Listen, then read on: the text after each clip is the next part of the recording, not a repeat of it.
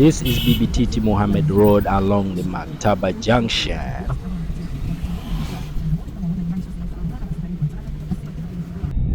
Hello, welcome back to Mela Africa YouTube channel. All right, today we are going to look at the ongoing construction in Dar es Salaam of the BRT road, which I believe is phase 3.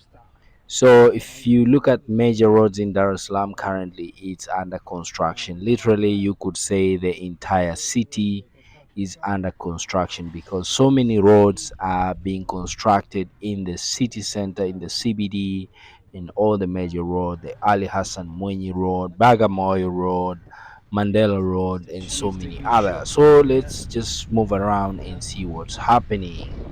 Here, construction is going. Ongoing. You see this is the BRT road now I'm working on. So this is going to be the BRT road, which is made of concrete, and I think on the side is where the normal cars will pass by.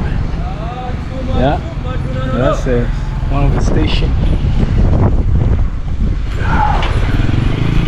And here is Holiday Inn Hotel.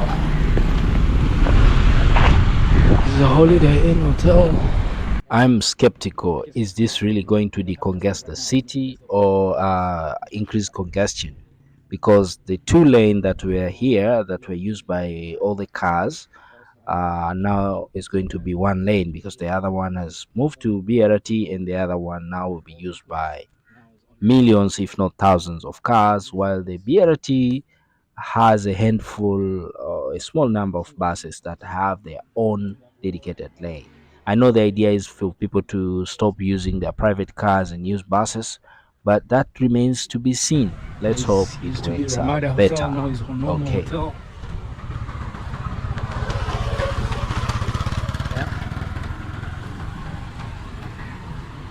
Post place used to be busy and all that, but now it's deserted. Most of the businesses closed because of the ongoing construction. All right, a quick explainer on what is a BRT. So in Tanzania, we have a bus rapid transport system where these buses have their own dedicated road or lane, in the main road, which is not used by other cars, but only these buses.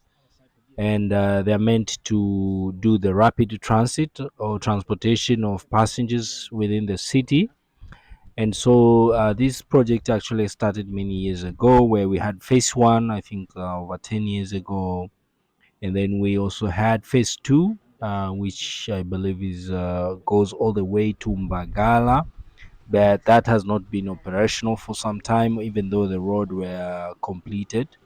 And now they're doing phase 3, which now this is like the massive from Bunju, I think, through the Bagamoy Road, Ali Hassan Mwenyi Road to town. And then you also have Mwenge, through Mandela Road. You also have, uh, the Ali Hassan Mwenyi Road. You also have BBTT Mohammed. You also have all these CBD roads. So let's see what's going on. Okay, so as we move around this area, Poster, which used to be, the popping CBD, I get a feeling that, it has shrinked and gone back development wise, or, vibe, or, I don't know what's the best word to describe, but definitely the activities, popularity, and, used to be the place to be for shopping and all of that, but now it's kind of shrinked, and a lot of business have moved out of this area to Masaki and Oyster Bay. I guess one of the main reason of the shrinking of the CBD or Posta is because of the relocation of government headquarters or capital city from Dar es Salaam to Dodoma.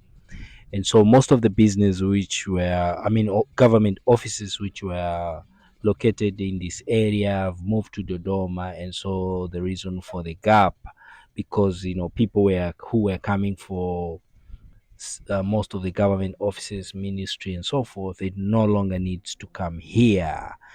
Also, I guess most of the business over the last 10 years have been moving to Oyster Bay and Masaki. If you go to Oyster Bay and Masaki now, you see a lot of commercial buildings where most offices have relocated there.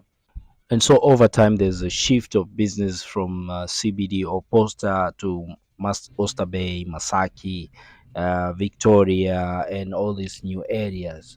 But I believe time will come where the CBD will regain its glory or its high time. I recall back in the days we used to have Steers, Club Bilkana, and so many good areas and shopping area anyway. Okay, back to Bagamoyo Road. Here is Mbezi Beach around Classic Mall, where you would have Goba Junction. Okay, so this is Classic Mall. Here we used to have traffic lights, which are now removed, and there's a makeshift roundabout.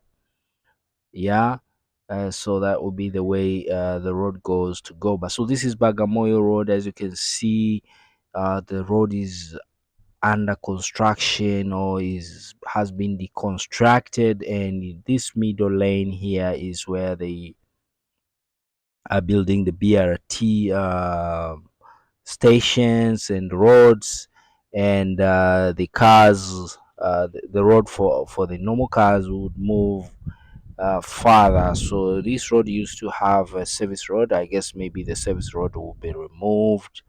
Yeah, as you see here, construction is ongoing. So people are on field, right? So let's keep watching.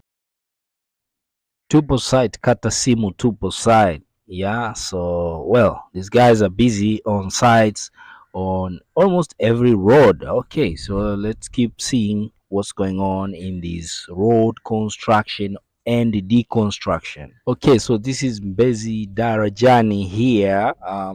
Not sure they're going to do some sort of an overpass because I see these pillars here.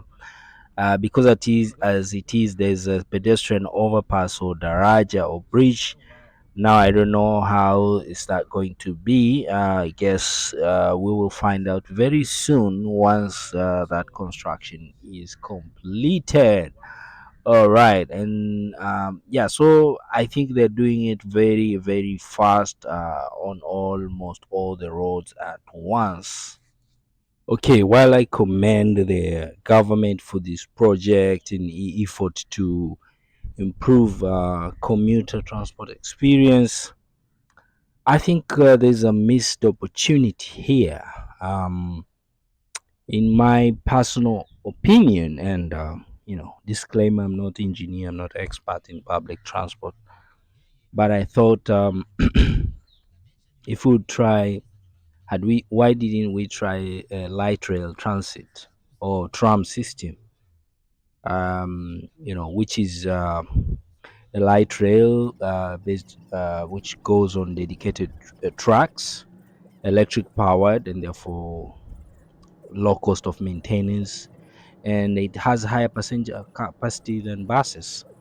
And so I think that would be ideal. Let's say you have like three track lines of this light rail in the city. I think that would be massive, massive game changer, and it would really transform the city, and do away with the congestion.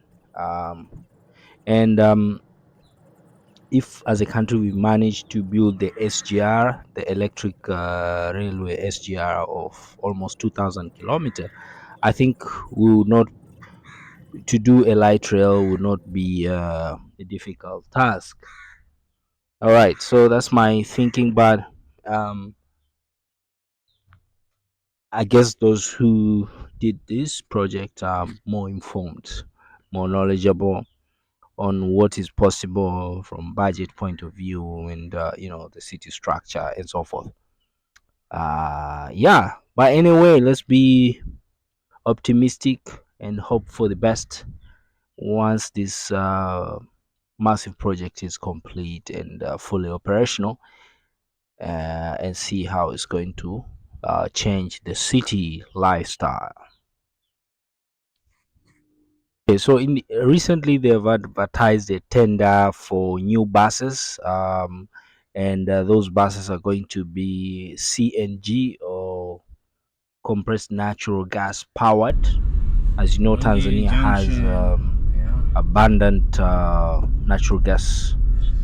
Yeah, we have a lot of natural gas which is available in Dar es Salaam, and most of these ride hailing taxis like Uber, Bolt, and even the Bajaj, the three wheelers, most of them are using the natural gas. You know, they have a way of converting it from petrol to natural gas, because natural gas is very cheap. I think it's almost half. It's basically half the price of petrol, because it's locally sourced. It is piped from Twara to Dar es Salaam, and so I think because of that, and also I think it's more environmental friendly than petrol. And so the next phase, or the next batch of BRT buses are going to use natural gas, and so that will be good, in a sense, in terms of cost of running this project. As you know, this is more of a public service rather than a commercial sort of project. But I mean, I think electric, You can see the new areas light under rail construction, like I was system saying, would have on been BRT. a winner for this kind of project. Well, the other critical question or issue that I have with this project is, why do they do all the roads at once? Why didn't they do in phases? Because at the moment it's like all the roads are half done or quarterly done. Um, I thought if they would focus on one road, complete it, and move to the other, that would have been more efficient than deploying resources on all the roads at one, and all of them are done quarterly, halfly. So I guess there's maybe a good reason behind the scene for that. Yeah, but anyway, let's see how this is going to shape up the transport of the city. So one of the challenge of the existing or operational BRT phase or system is the operation actually. Um, payment using cash. I think no system and so forth. So recently, the government, through the DAT, which is the agents that manage the DRT, has signed contract with IFC, International Finance Corporation, to be as a transaction advisor for the next phase of BRT. Yeah, so under this agreement, IFC will assist DAT to conduct due diligence, structuring the project, and identifying private partner for each phase of the project. And yeah, so basically, it seems like IFC is the one that is going to assist the government to come up with a solution on how to manage and run this kind of project. So, although we managed to build, we need IFC capacity and experience on how to manage, the next phase. So hopefully, because IFC is International Finance Corporation, which is under World Bank, we get a good support, and the project will be seamless. Like when you travel to other countries, public transport is very seamless. You just have a card, you tap, you go in, very smooth. Everything is very fine. So let's wait and see. Way is under construction.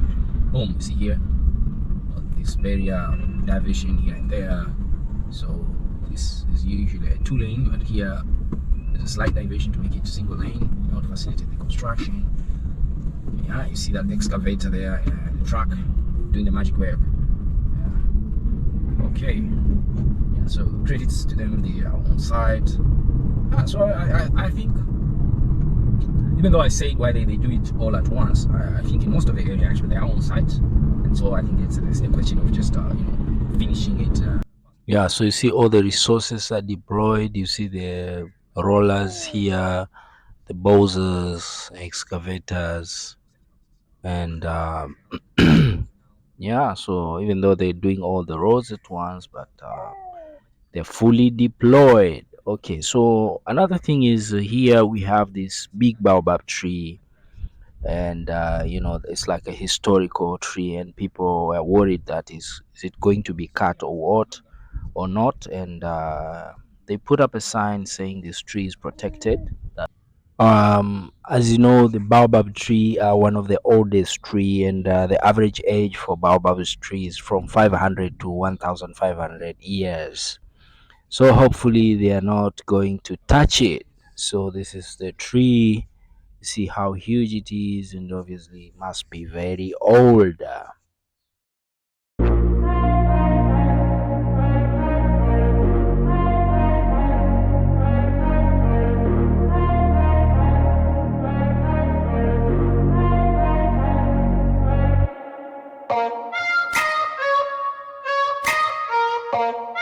Thank you for watching. Subscribe and smash that like button, and let me know what you think about this project in the comment section. Cheers.